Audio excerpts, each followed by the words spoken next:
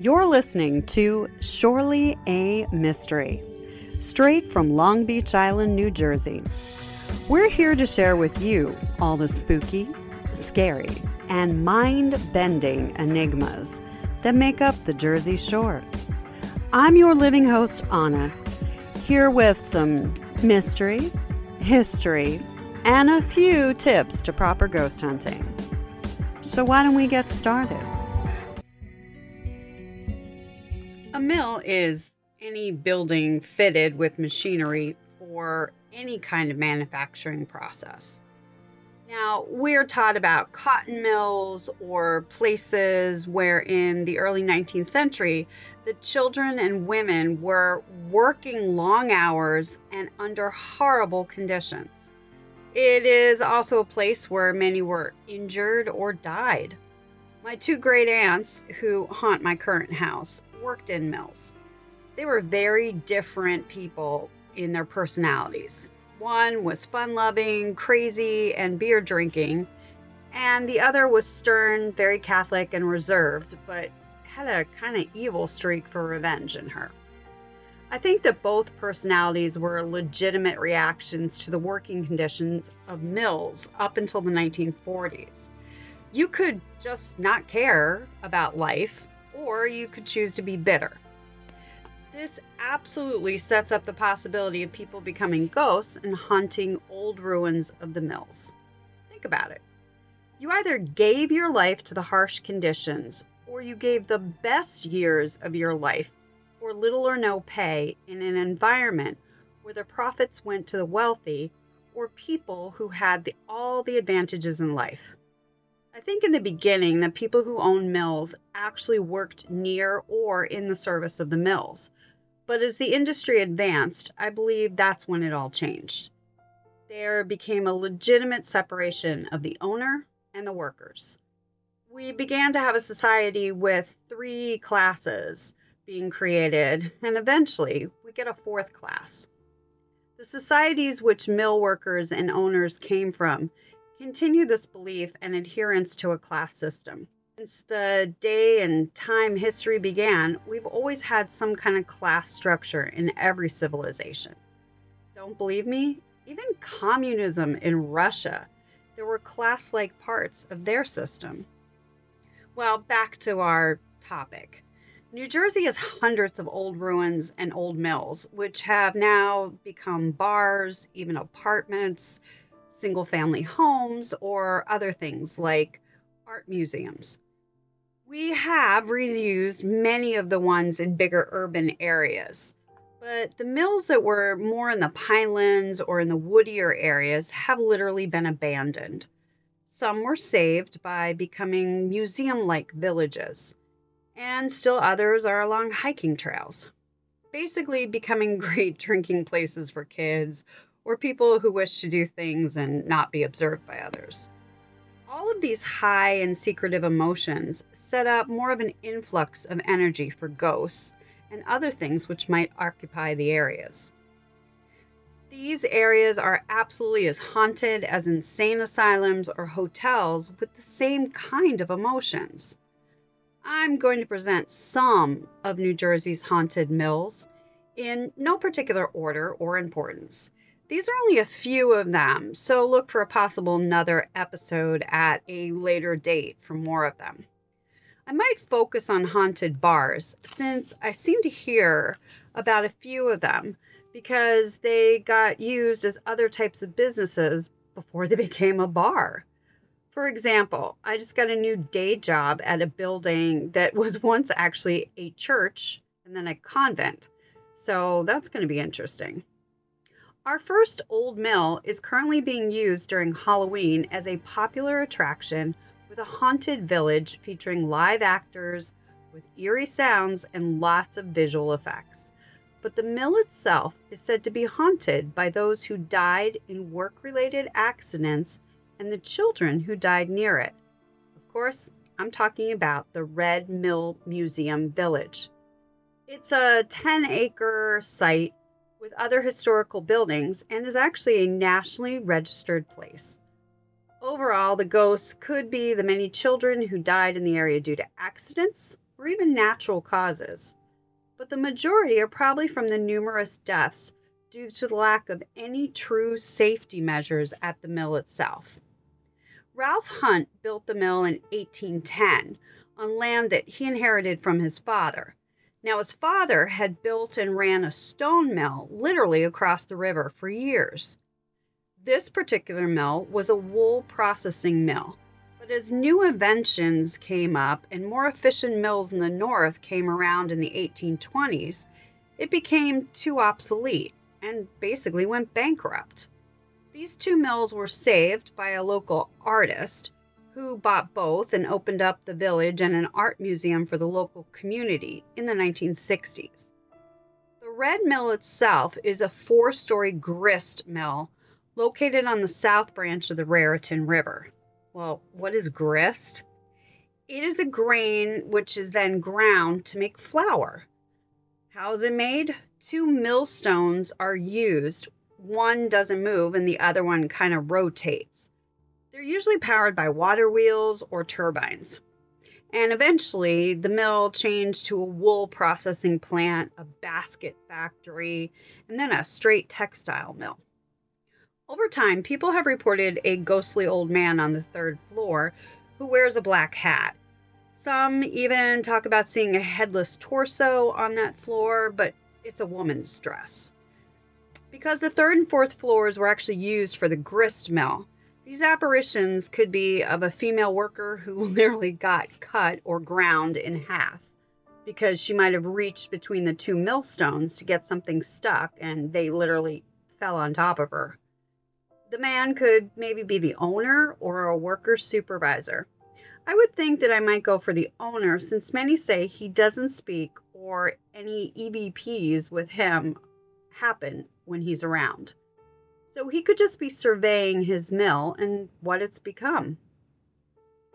A young girl, the daughter of one of the mill's owners, who died about the early 1900s, at the age of 6 or 7, can sometimes be seen and heard on the property. According to historical records, she actually didn't die there, but loved going to the mill so much that that's why she probably haunts the place where she had the most fun in her brief life. Additionally, a mill worker actually fell into the 3rd floor hopper and was killed. According to historians, he must have been raking it and fell in head first and suffocated. You will hear his screams as he falls, or the kicking and hitting of the sides with his foot as he was sort of trying to get out as he was suffocating. In one of the homes, a tenant, probably one of the mill workers, was apparently cleaning his gun and it accidentally went off and killed him. Now remember, guns back then in the 1800s were rather temperamental, as he seemed to be quite young at the time, meaning probably in his teens. And another tenant, maybe in the same house, died of a heart attack and can be seen in period clothing walking around his former home. These are both supported by historical documents. I went for a walking self-tour, and the bells in one of these houses just kept swinging by themselves. There was totally no wind. They just kept swinging, and then suddenly they stopped cold and stopped making noise. It was so weird, said one tourist. Ghost Hunters has even done an episode in the past at the site and found some interesting documentation. You can probably catch it on the History Channel or HBO Max. Many of the tour guides or docents have related stories about people getting poked, tugged, or pushed during tours or while they were just walking around. Other workers at the site talk about hearing footsteps behind them or other sounds like someone being behind them when there's no one else on the site. I think that going to the site near Halloween would be your best bet. The combination of Halloween festivities and just the veil between the worlds being thin would make it highly charged. The problem is, what is your reaction to the real world stuff and what is actually ghostly in nature? My next mill is Friendship. When I first moved back to New Jersey, my husband and I explored the location by accident. I was looking for cool, weird things and wanted to introduce him to what the Pinelands and cranberry farms really were like. We drove by the Carranza Memorial, which in itself is strange.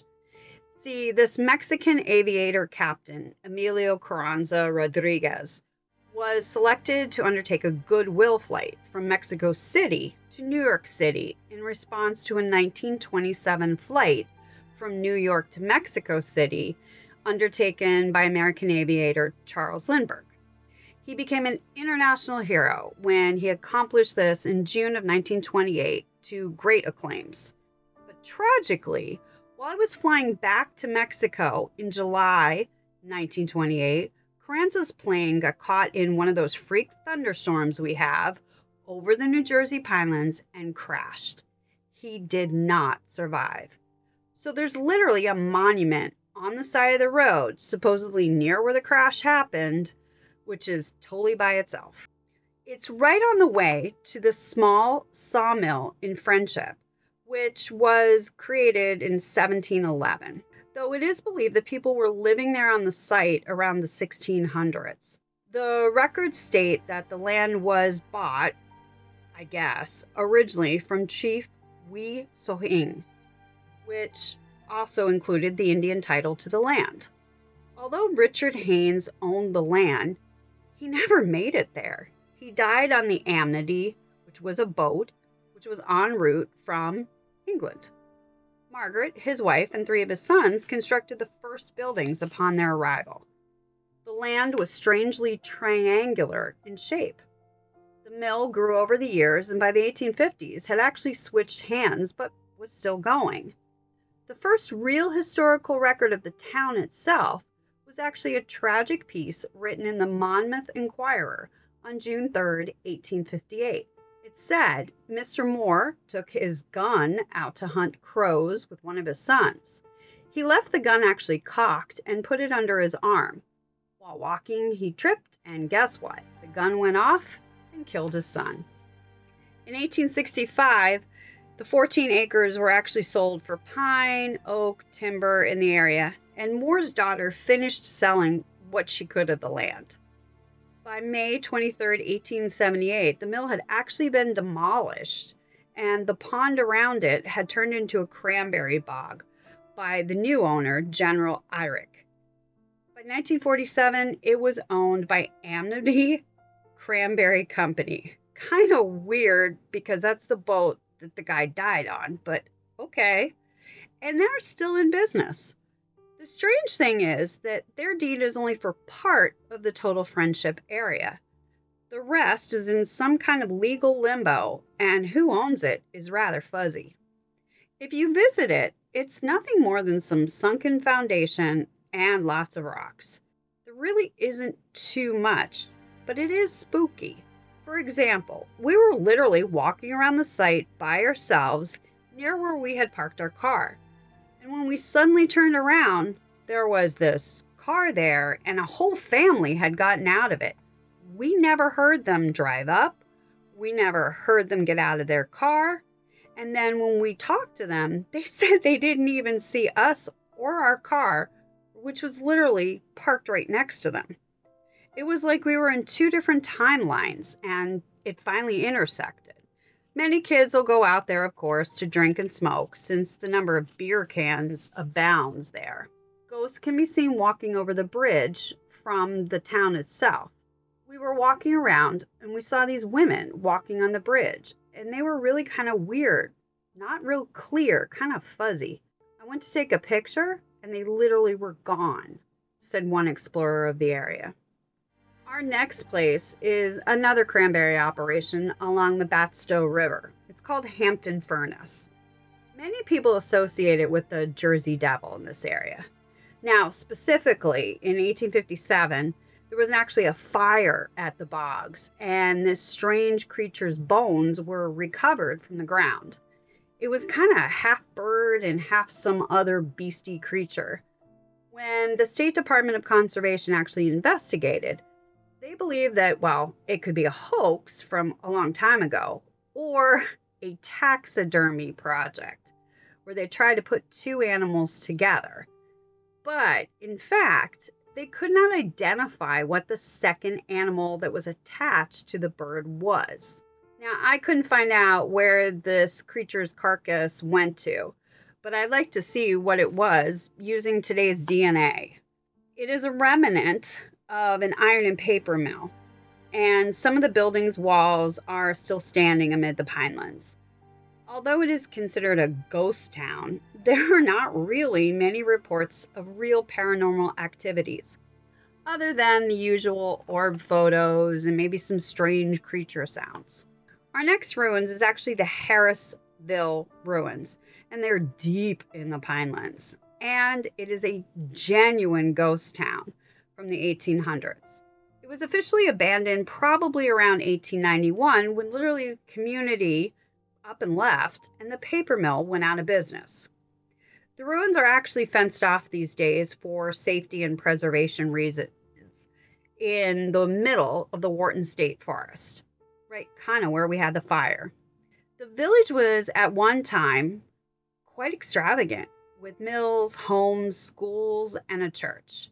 It ended up being bought by Wharton in 1896 and was left there perfectly standing abandoned until about 1914, when a huge fire swept through the Pine Barrens and destroyed the mill completely. Around 1932, vandals, literally took the stones from the places in the village and ran off with them.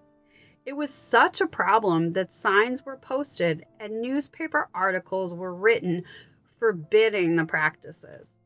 Now, I'm not sure why they would steal them other than to build homes because of the Great Depression. Preformed rock, I guess, but I'm still not sure. How did they get them out of the pinelands? Trucks back then weren't that sturdy. Now, you can get close to the ruins, and some idiots, of course, hop the fences and spray paint parts of the area. I wish some ghosts would literally scare the bejesus out of these spray painters to stop them. I will admit that sometimes I see things tagged and just wonder how and when did they do it? While living in California, it was such a problem that kids would tag the highway overpass signs. As soon as the government would get rid of the tags and clean it up, another set would appear. It was like this ongoing game. The government started to put up barbed wire and other measures to prevent the kids from doing it. I think after a while and after a few major injuries, the taggers just stopped doing it and went back to tagging the buildings. These buildings are in the middle of nowhere, so that doesn't explain it. Who literally is going to see these tags? Who really cares if you tag them?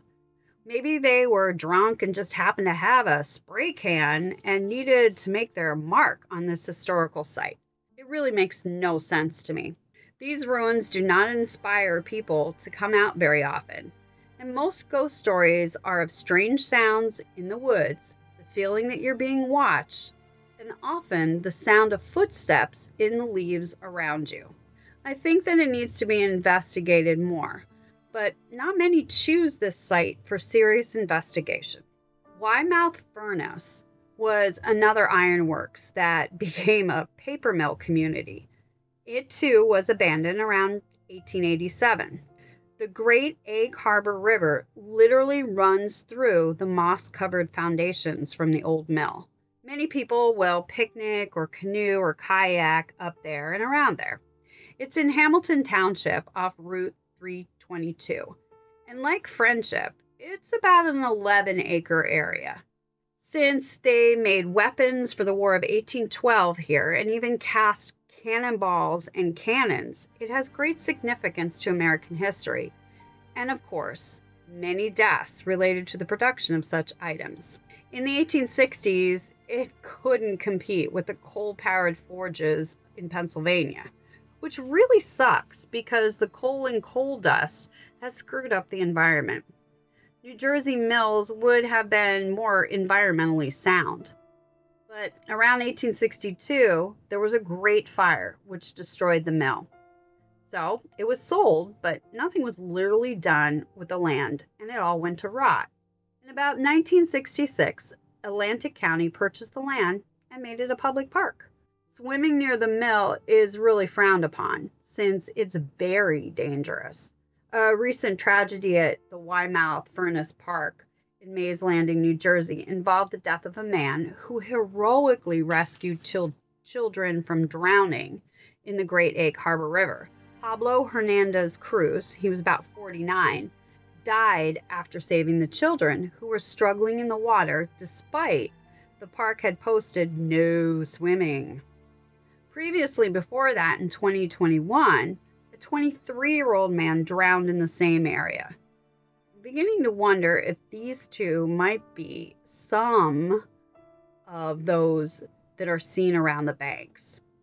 There are even more recent recorded deaths, and I'm not sure about how many have actually happened there. And maybe the bodies drifted, or no one thought that these drownings were, I don't know, newsworthy. We went for a nice picnic, and in the distance, along the banks, we could see another family. But they were dressed in what was like period old-fashioned clothing.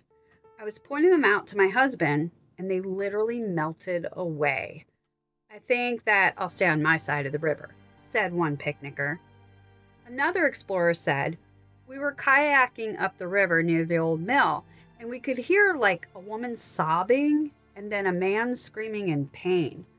We tried to see if there was anyone on the banks or in the river that needed help, but it would stop, and then it would start up again. I know that water carries sound, but this whole thing was just weird and unsettling. The paranormal documentation is mostly of figures and some sounds, but not really much else. So when you picnic there, maybe, just maybe, you can do some EVPs and check out the area for the rest of us. I'm thinking of going there later this year, so maybe I will catch something that I can share with you.